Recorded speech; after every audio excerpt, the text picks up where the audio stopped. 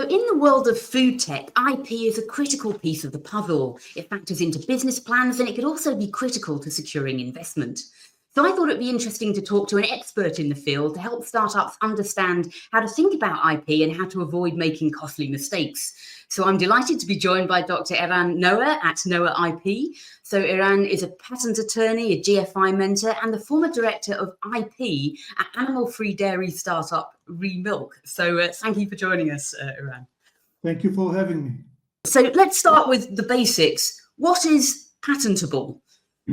Right. So basically, every innovation in a technological field can be patentable theoretically, as long as it is new. Obviously, no one said that before. It's original, and it's inventive.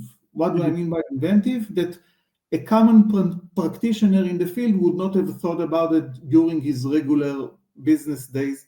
He would have to make at least one step of innovation or innovative thinking in order to reach this innovation. The other question I wanted to ask was, we talked about trade secrets. People think, I guess, of the Coke recipe or maybe Google's search algorithm, for example. Right. What is a trade secret? And, when is it best to keep something as a trade secret versus filing a patent application? General rule of thumb, I would say that the harder it is to reverse engineer this piece of information from products or services that are exposed to the public, maybe it's better to keep it as a trade secret, because you have a secret, but you can keep it composed within your company. For example, the whole world drinks Coca-Cola, right? So you're exposed to the product, but no one knows the recipe, right? Because you're not exposed to the recipe.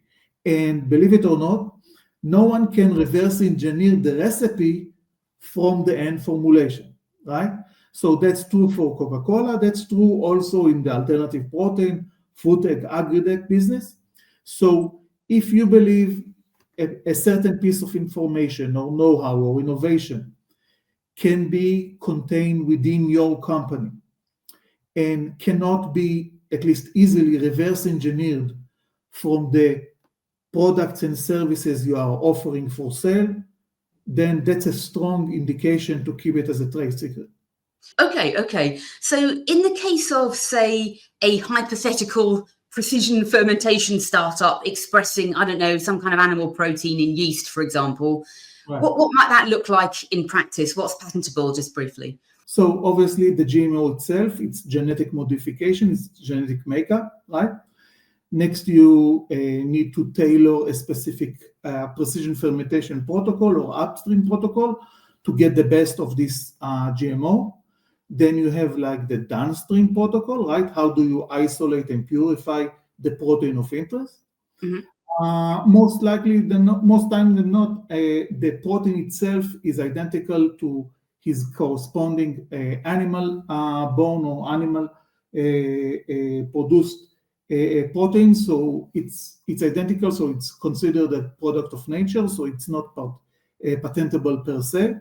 But if you use this new ingredient in a new recipe to produce a new, let's say, edible application like alternative non-animal yogurt, then both the recipe and the actual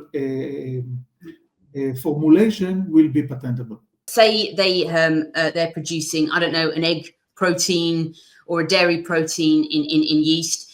Does that exclude everybody else from using yeast to produce that protein, or only something very, very narrow and specific? Right. So long are the days in which patents in these fields were granted in a very, very wide scope, so wide that it precludes others from practicing the same in the same fields. Nowadays, because of the wealth and the scope of the prior art, patent protection is no longer given with a very wide scope. Most likely than not, you'll get a patent on your specific GMO and the specific use of this specific GMO to produce a specific protein, maybe even under a very specific upstream protocol, right? But you having a patent to exclude others from using your specific GMO and specific fermentation protocol does not exclude others from, again, using a slightly different GMO in a slightly different protocol. You can no longer obtain patent protection for concepts. So let's get into the filing process and the options. I mean, some companies file a provisional patent application as opposed to a regular one, I guess. What's the difference, and why would you file a provisional one first if you ultimately have to follow that up with a full-blown patent? Many companies decide to file a provisional patent application just to save the date. What I mean by saving the date is you have a formal filing that shows that in a specific date you have reduction to practice or at least conceived an innovative idea. Then this provisional filing gives you another 12 months to improve on your invention. You can identify it better, you can define it better, and then you can ultimately file an international PCT application, Patent Corporation Treaty application, that will give you another 12 months to decide in which countries would you like to protect your invention and innovation.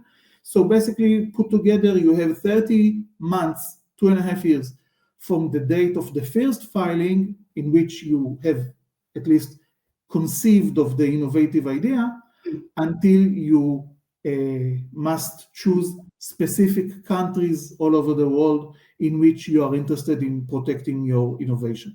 The majority of the companies use the same process. They file a provisional application right after they made the invention or reduced it to practice.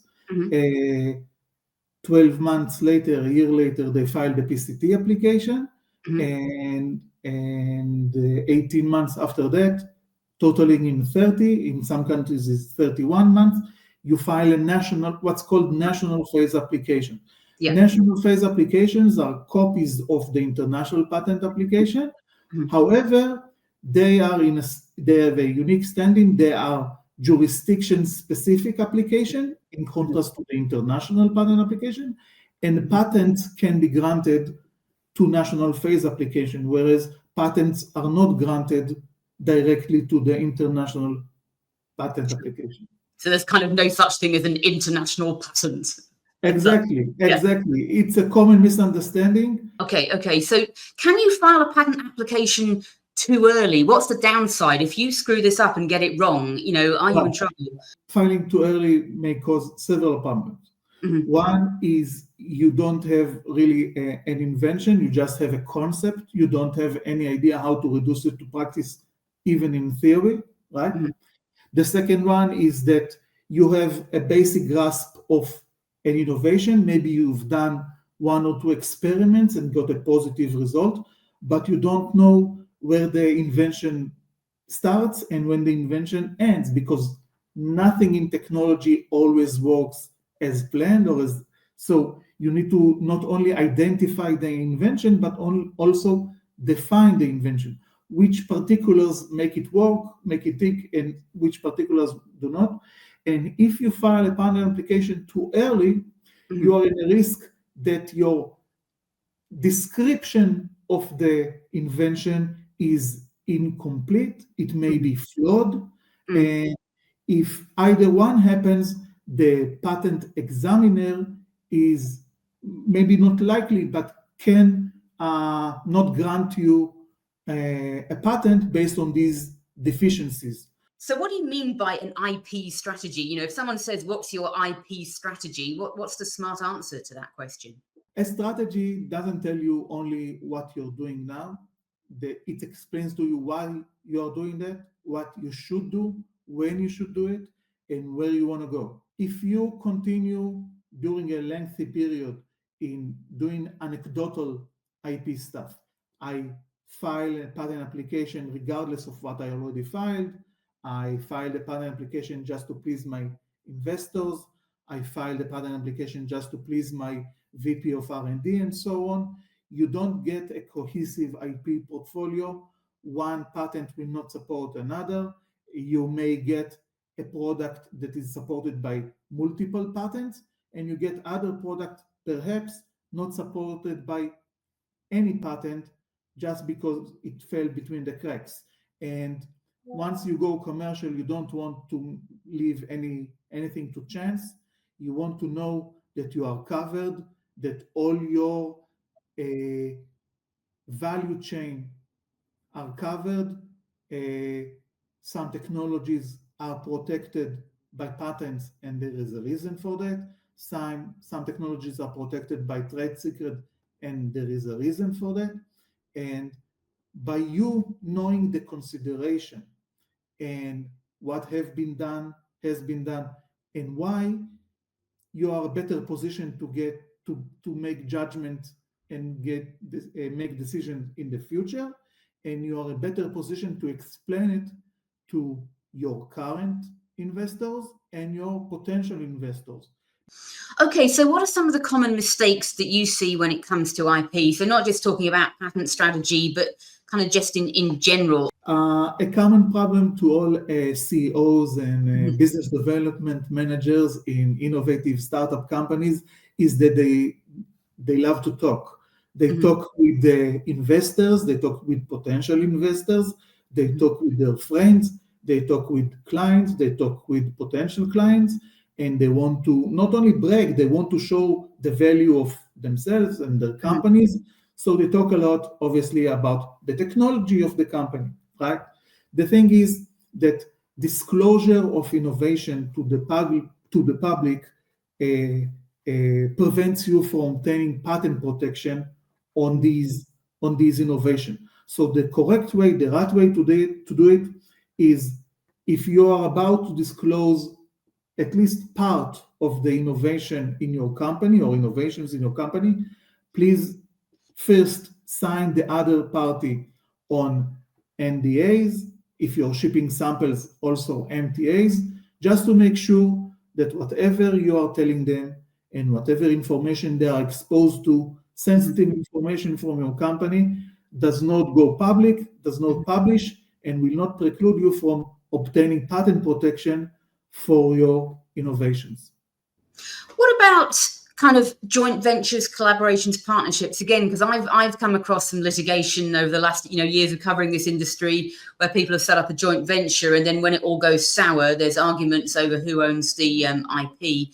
Before you sign an agreement, a JV agreement or whatever kind of agreement in which you participate with a third party, agreements should be signed with the thought and the appropriate section, legal section, in terms of IP.